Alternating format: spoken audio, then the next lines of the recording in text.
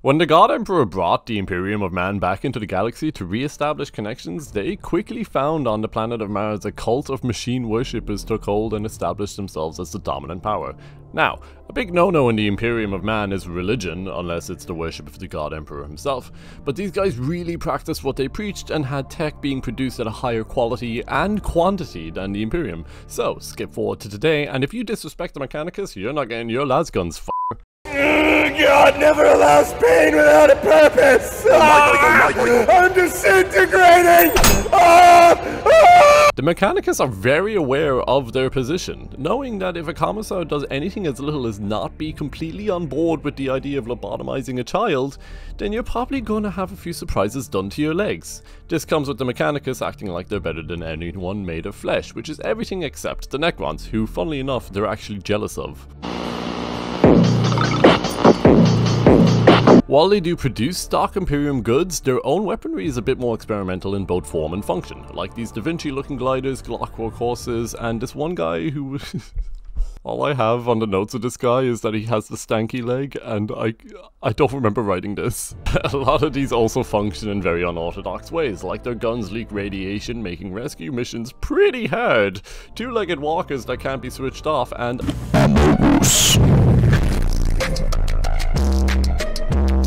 It is worthwhile to add that the Machine God is real and has manifested in the form of making tech work. It's not too uncommon for Mechanicum to light incense and pray in binary just for their toaster to brown evenly on both sides. And this goes for everything, like guns, tanks, or even your legs if they're mechanical enough. And absolutely every move made by them is calculated. You'll notice if you've read something like Brutal Cunning or Belisarius Call. In combat, and almost everything now that I think about it, they calculate their chances of victory in every possible avenue and rely on protocol to maximize efficiency. As a member of the Hunterclade, your job is to hunt down and assassinate whoever your Mago so wishes. Much like the Necrons, the Mechanicus is full of people trying to get at each other's backs when they gain sentience, so you may just be as likely to damage any factions as you are to damage another Magos. Once again, check Brutal Cunning. You will be sent out on hunts that will see you using your cybernetic enhancements to outmaneuver and outsmart your prey until they're cornered by either snipers or radiation. So without any more delay, pack your toaster, put on your running legs and pray to the Omnissiah to find out why you should play Hunterclade in Kill Team.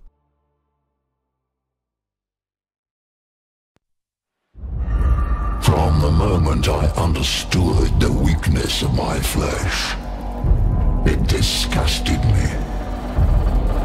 I craved the strength and certainty of steel. I aspired to the purity of the blessed machine. Your kind cling to your flesh, as if it will not decay and fail you. One day the crude biomass that you call the temple will wither, and you will beg my kind to save you. But I am already saved. For the machine is immortal.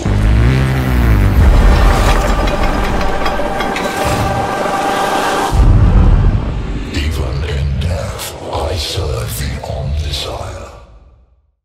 Your Doctrina imperatives can make your game very high risk, high reward, depending on how you play, but generally you'll want to use different Doctrina every turning point to minimize your risk like a good little Skitarii. With your Doctrina in mind, you'll most likely want to plan out your turns ahead of time, more than you already do, so that you know when to use each one, and even more on not repeating any Doctrina to maximize your free buffs. This means knowing what your troops are going to do next, and also what your opponent's troops are going to do next. Now, this is pretty hard to do, but whenever it happens completely by chance, I like to pass it off as having a pretty massive fucking brain. You fool! And don't be scared to double up on some Doctrina as well. While the deprecation might be bad, it may be worth it for the possible value, and who doesn't like a little bit of risk-reward anyway? As for the actual Doctrina themselves, we have good stab, bad shoot, good stab, no move, no get hit, and more move, but more get hit. Usually I start my games off with the aggressor imperative to get that extra head start on my opponent, then protect to get some early shots off if the enemies are in range, and then close in for conqueror, though if protector didn't work out well, I'm scared of taking heavy damage, then I go for bulwark to save face. Being able to snap and contort your Skitaari's body to suit your will is a lore accurate representation of the few sacrifices the Skitaari will go through to appease the toaster god, who will grant them an afterlife via the toaster bat that is the field of battle. It's like watching a bunch of robots set up and their eyes glow red when the kill order is being updated into the system. Like, Asimov's law be damned, my boy can fucking boogie.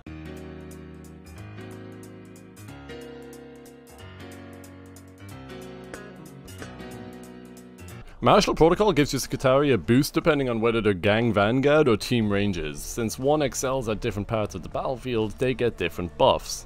Vanguards can lock down the fort and protect their assets by being able to re-roll one of your attack dice. Obviously, any free re-roll is nice, but doing it to operators who plan to take objectives is nice and still need to be quickly replaced before they fall over themselves and fucking croak. That, on top of the fucking cancer rays leaking out of them, you'll have the defensive capabilities on par with the Death Guard. Though, not really, thankfully. Death Guard here. Do you want to be infected with Ebola? Team Ranger fucks at organizing a party of hoo-hahers who will stir up a commotion in the treehouse and, hey, why are the trees speaking binary? Oh man, such a beautiful day out here in the jungle. Nothing can go wrong on such a beautiful day. What was that? They're in the tree! Do you get it now? You're at the tactical disadvantage. These critters, yes, they made up the name just for these guys, have turbo gorilla grip palms and glowing red eyes that probably give away to position more often than not, but they can fucking see you. With the heavy keyword, your guys aren't going to be moving around all that much unless it's like quick dashes in and out of cover, so whenever you have a shot, you should probably take it. Setting up this ploy can take some getting used to, since there's a Goldilocks zone where you just set up enough to get a few shots in without your opponent being set up enough to retaliate effectively. But using this out of panic is also valid since in lore it was probably calculated, all according to the great plan. Ruststalkers are the robots at home for the Mechanicus, since they can still be sacrilegious with their practices. So, in the name of plausible deniability, we stuck your chest in a Grievous droid and pump you full of accelerants, since robots aren't meant to feel nothing. You've seen it with your own eyes. You can't hurt me. Nothing can. This fight is pointless. These accelerants will blast you through those feelings of remorse, pain, exhaustion, and something a little bit more embarrassing, to claim the life of another as your umbral reward. There is absolutely nothing more satisfying than terrorizing a space marine in close quarters combat and then going absolutely full Atom Smasher. None leave the slaughterhouse. Not alive. If your turn started with a fight, then you can move and take another life very easily, which is an opportunity I very rarely pass up.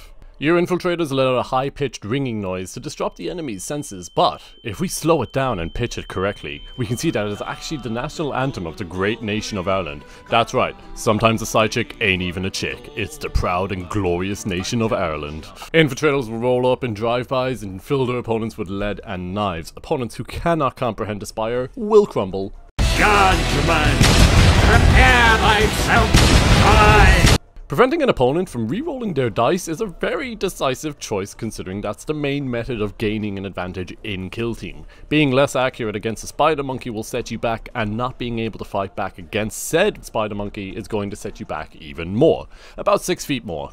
A ploy like this is effective on almost any operator, but with something with busted stats like these, it's something else. The Mechanicus love to get their fair share of crits, already turning skulls into fireplace ornaments, so while you're at it, you may as well hope you get those lucky crits when defending. Being beyond 6 inches is more than easy for your vanguards, and even more so for your rangers. Your ruststalkers and infiltrators, though, are royally fucked if they even think about using this, since most of their abilities are within that range. But it can never hurt if you need some defense while setting up. Nothing better than a few metal gremlins lurking behind walls to soothe your opponent's nerves. Behold! The power of an angel! I have been crushed by a fucking camera! Twice! Imagine and just set the scene. You have been stalking and shadowing your prey for days on end. While their physical bodies can't sustain constant effort, your cybernetic enhancements work the night shift and keep you tight on their track. This ploy does more than just give you a head start. It sets the scene. Your opponent is cornered and your metallic knuckles need to be well oiled with fucking blood.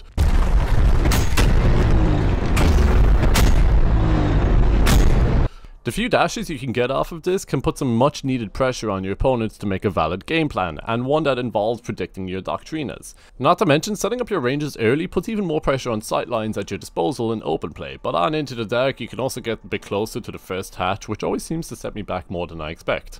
It's the little things. There's also the option to change orders if you selected the infiltration option, which is a surefire way to throw off your opponent's game, much like the first option. So it's almost a game of choose your own flavor of mindfuckery. This only works with ranges too. It's something nice you'd want to consider when doing your list building, since your gunners can either cause cancer or depression.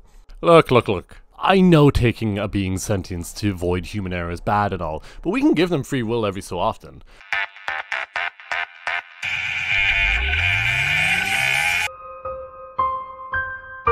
By that I mean we send them a neural message making them think they came up with the idea, but are really just doing what we want them to. This is how you function, none of your thoughts are your own. Mainly going to want to be using this when your range doctrine is in play, but you have a handy chance to unleash some wanton melee or vice versa. Your Sicarians can also use this to get an extra oomph to their movement if necessary, making them all the more terrifying. Infiltrators are scary and all with those blades and guns, but just wait until they start infiltrating. Grab your dead mark and make them as swaggy as you can, since they can be set up anywhere on the map as long as it is within an inch of heavy terrain, which generally there's a lot of in either forms of play. Your infiltrators already wreck shit in close quarters, so you're getting a buffer of your own forces that will surely kill and at least weaken a few operatives. Now this is all sounds well and dandy, but it can only be used once. This prevents the map from becoming more riddled with infiltrators as a McDonald's is with and though the enemy is still crafty. I've used the term disability instills fear in your opponent to describe more kill teams than officially exist in GW rules, but fuck does the Sicarian healing over your fist you just punched through their chest make you at least a tiny bit more mortified. You'll mostly be using this to get operatives out of the injured stage, since it's not very reliable if your intent is for full heals.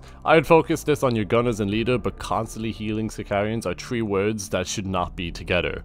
Saving your vanguards and rangers from the downsides that is shitty ballistics when overwatching is so good. I'd take it for 2 EP, since they're trying to maneuver with just dashes. It's just not a viable solution to the problem that is the enemy team. This is even better on your ranges, since they don't need to be on objectives and you can spend time holding down sightlines. Their servo skull is the icon of Grimdark and pretty useful on any objective monkeys, which will usually be your vanguards who can now afford to tap an objective and shoot.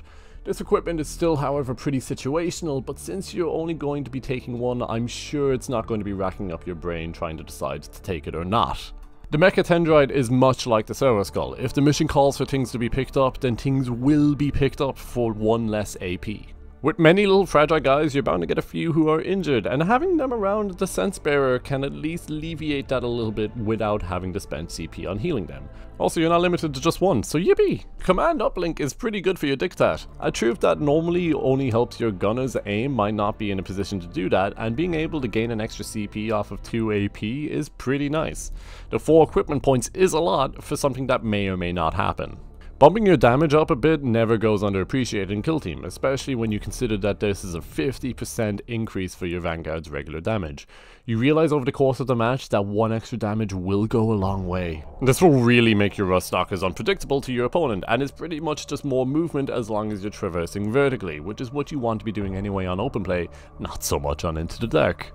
All of your operatives save on 4s anyway, so this won't buff your saves, but will prevent it from decreasing due to any debuffs. Very dependent on what team you're going up against, but it is one to keep in mind at the very least.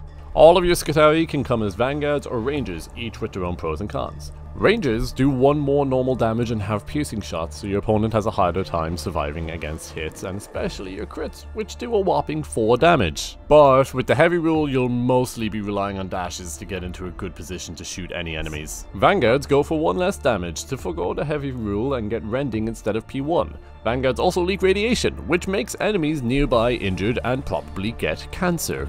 This makes claiming objectives a lot easier, since your opponents most likely do not want to get cancer. You will need to decide if each one is a Ranger or Vanguard, though there's no benefit to gunners being Rangers as they get the radiation bonus from Vanguards and don't use galvanic rifles. Dictats are your friendly neighborhood AP distributors, here to serve the Omnissiah and sweet beats. You're going to want to stick these guys beside your gunners, especially if you have the Transuranic gun, which we'll fucking get to in a bit. Vanguard is generally recommended since if you're sticking with a gunner, you won't need the extra damage and won't have to deal with the heavy rule, but if you're sticking with operatives other than the gunner, then Ranger can help get that little bit extra damage in. The Surveyor's Omnispecs ability may have a limited range on the targeted friendly, but has no limit on the targeted enemy, which is a very handy thing to keep in mind. A good idea is to slap this guy alongside another gunner, your choice between assigning a Dictator Surveyor, or both, it's up to you, but either way that Transuranic gun will thunderfuck your opponent. When it comes to Ranger Vanguard, it's the same thought process as with the Dictat. Arc Rifle not only stuns your opponent but fucks them up as well, something that I can only compare to waking up in the middle of the night completely hungover with only one thought, and that is water. If you know, you know. The Plasma Caliber is a really helpful tool for a team that can re-roll as many dice as they do. Especially with a Surveyor, you can safely go overcharge and maybe, just maybe, not blow up. The Transuranic Arquebus is an icon and makes your base bigger to accommodate for your long composure. It takes 2 AP to fire, but with 5-3 with mortal wounds, it's nothing to scoff at. Again, with the consideration of the Dictat and Surveyor buffs as well. A leader with a wacky gun that hits exclusively on 2-ups is actually scary for once. Hitting almost all of your hits with rerolls and the ability to get out of injured makes this guy quite formidable. The Radiant Pistol will pretty much guarantee all of your hits with both balanced and rending, but you have some nice melee options as well. Phosphor Blast Pistol is just funny. I always prefer stacking status effects on enemies instead of damage, but this also comes with damage, so it's just a win-win. Arc Maul and Taser Goad ask if you want to do damage with the chance of stun, or stun with the chance of damage, so take your choice. Power Weapon is on par with your Rust Stalkers in terms of melee, which is some nice ground to fill since your other troops don't have much in terms of melee. Also, being able to give your Secretary a GA of 2 is very helpful for your ranges to set up all your vanguards to secure a point. Your Rust Stalkers are absolute fucking terrors in combat, with 5 dice hitting on trees, with 4-5 or 4-6 damage, which is some of the best you can get in Kill Team. Wasteland Stalker makes you a lot harder to hit, making you save even more save dice, making you more likely to get to your opponent. Claw and Razor make it more likely you'll get hits in with balance, but Blades with Rending bumps a single crit up to 10 damage, though with 5 dice you'll probably be reaching much higher anyway. The Princeps, which is the alpha version of the Rust Stalker, comes with Claws and Blades, gaining the pros from both your regular Rust Stalker options. No use of utility, but the melee is rivaled by very few things in Kill Team. The Flechette Blaster will help you rip through any hordes with both Fusillade and Relentless, allowing a lot of hits on a lot of targets. The 6-inch range seems to be debilitating at first, but there are ploys that want you to be that close anyway. Stub Carbine is your more ranged option with 4 dice hitting on trees and rerolling 1. You're pretty likely to decimate anything in your wake, your Alan wake. The Power Weapon comes with 4 dice, hitting on trees with lethal 5-ups, but the real question is whether you want the damage or the stun rule in melee. Personally, I love big numbers and discarding enemy dice is easy enough with 4 dice and lethal 5-ups. Take everything from the Infiltrator and make it better. Your Stub Carbine hits on 2-ups and rerolls 1s because fuck it, why not?